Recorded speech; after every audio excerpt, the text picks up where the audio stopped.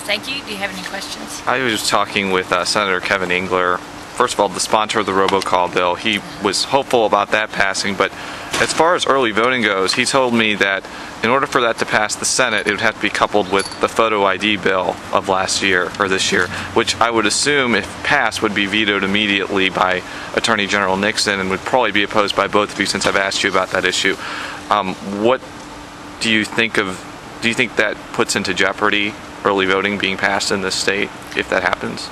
Well, I hope not. I think there are enough people now that are familiar with the concept. It has worked in 32 other states, and I think with the public, if they'll speak out and get a consensus, that maybe Senator Engler will think about revising his position. Let's also point out, it's a shame to be trying to make a political deal on the idea of getting people involved in the political process. Voting is a good thing. We want to expand voting. And I don't think it's good to try to cut some sort of political deal or to say we're not going to expand the ability of Missourians to have their voices heard unless we get something out of it. I think there should be some sort of sense that the reward of letting more Missourians cast their vote and have their voices heard and making it easier for them should be good enough. We shouldn't have to try to force a political deal on it. And on the issue of campaign finance limits, don't you think it would be a better idea for maybe an initiative petition to resolve this issue as opposed to the legislature, which might make it worse? In 1994, it was a vote of the people, and 74% of Missourians supported some form of campaign finance limits. So there's definitely a groundswell of opinion out there. We're not trying to point out one way is better than the other. Mm-hmm. We're just saying that we believe this should be done, and we're willing to work however we have to make sure it does. Absolutely, I would not be opposed to an initiative petition. I think the people support this. It's the right thing. It's a good government issue, and it's one that all Missourians would stand up for. Robocalls they're cheap. They're rather effective. I can't imagine that some representatives or even higher up in the legislative process would want to see those go so easily. So what's the feeling you've gotten from other legislators about that? Would it be easy to get it through? I think it's about taking dinner time back. It's not about what's easy for smearing a political opponent or what's easy for a campaign. It's about allowing people to have peace and quiet in their own home. It's not have upwards of 20 robocalls a day, which some people were getting. And I think there is a groundswell of support, certainly among citizens of Missouri. And if there's support among the citizens of Missouri, I would certainly hope there would also be support in the General Assembly. Do you anticipate it being tough to get through the legislature, though? We're going to find out. The time has come to make the considerations of the citizens of Missouri foremost, not what the legislators want for their own political careers. Then what's the difference between TV advertisements and robocalls then?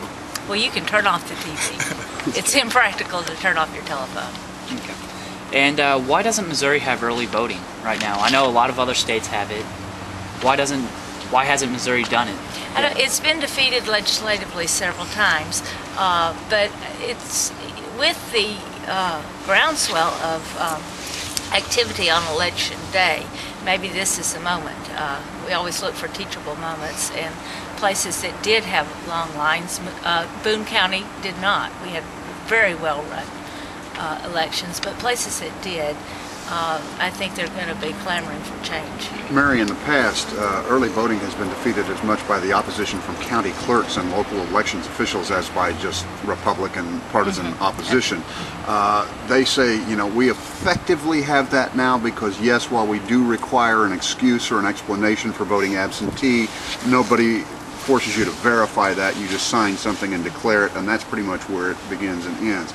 Do we, in effect, not already have early voting for those who are willing to take the trouble to go to the courthouse and do it? Well, that is an absentee voting situation, and this would not only, some proposals say to come with the county clerk's office and vote, but also some locations around the county for a specific time period prior to the voting period.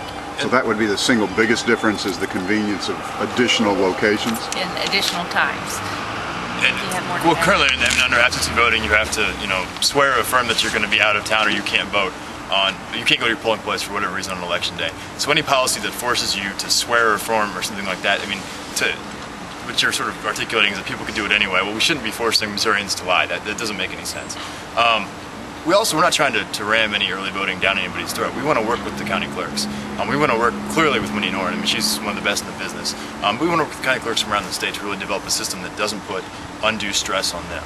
And this is something that is, it should be a bipartisan issue. As when Matt Blunt was Secretary of State, he advocated for early voting, and the General Assembly stopped it. When Robin Carnahan is Secretary of State, she advocates for early voting. So there's something that we can find. There's different ways you can do it, but should be able to find some general consensus.